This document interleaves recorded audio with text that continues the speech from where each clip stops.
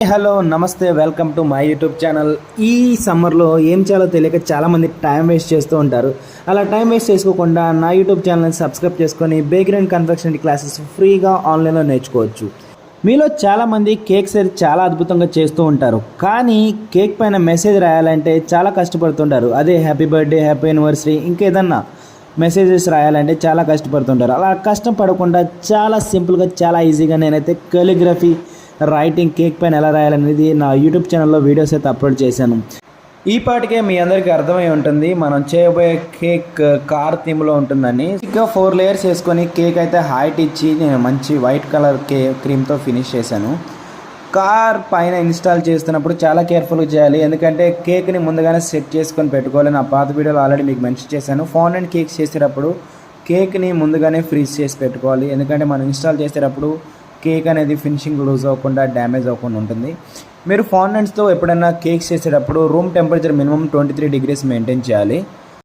మన సబ్స్క్రైబర్లో చాలామంది కామెంట్ చేసింది ఏంటంటే ఫాండెంట్ యూస్ చేసేటప్పుడు క్రాక్స్ వస్తేనే ఇంకా షైనింగ్ లూజ్ అవుతుందని. అలా లూజ్ అవ్వకుండా ఉండాలంటే ఫాండెంట్ని రఫ్గా హ్యాండిల్ చేయకుండా ఉండాలి. దానితో పాటు ఫాండెంట్ని మీరు ఓపెన్ ఎయిర్లో ఉంచడం వల్ల ఫాండెంట్ అనేది ఎక్కువగా క్రాక్స్ రావడానికి, ఇంకా డ్రై అవ్వడానికి అవకాశం ఉంటుంది. ఇలాంటి చిన్న చిన్న మిస్టేక్ని అవాయిడ్ చేస్తే మీరు చేసిన టాయ్స్ ఇంకా థీమ్ అనేది చేంజ్ అవ్వకుండా ఇంకా సక్సెస్ఫుల్గా మీరు ఫాండెంట్ యూస్ చేయడానికి అనేది అవకాశం ఉంటుంది. మీతో మాట్లాడుతూనే కార్ రేస్ యొక్క ఫినిషింగ్ లైన్ని కేక్ బాటంలో సెట్ చేశాను. కార్ యొక్క బ్రాండ్ థీమ్ను కూడా అక్కడ సెట్ చేస్తున్నాను. ఇక్కడ నేను యూస్ చేసింది సెమీ సాఫ్ట్ ఫాండెంట్, ఎందుకంటే సాఫ్ట్ ఫాండెంట్ ఎక్కువగా యూస్ చేయడం వల్ల మనం పైన పెడితే అది షేప్ అవుట్ అయ్యి కింద పడిపోవడానికి అవకాశం ఉంది. మరి టైట్ ఫాండెంట్ యూస్ చేస్తే బెండ్ చేసినప్పుడు క్రాక్స్ వస్తాయి, కాబట్టి సెమీ సాఫ్ట్ ఫాండెంట్ యూస్ చేశాను.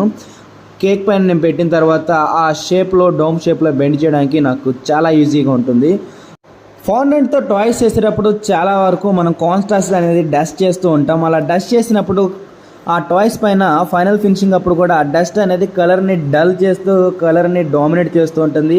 అలా కాకుండా మీరు కేక్ పైన అరేంజ్ చేసిన తర్వాత ఫైనల్ టచ్ అప్ అప్పుడు ఒక ప్లెయిన్ బ్రష్ తీసుకొని వాటర్లో డిప్ చేసి లైట్గా స్ప్రింకిల్ చేసి, లేదంటే డైరెక్ట్ వాటర్ బ్రష్తోనే వెట్గా కొంచెంగా క్లీన్ చేసుకుంటే ఆ డస్ట్ అనేది వైప్ అవుతుంది. ఇంకా మనం ఇచ్చిన కలర్ క్లారిటీగా హైలైట్ అవుతుంది, షైనింగ్ కూడా బాగుంటుంది.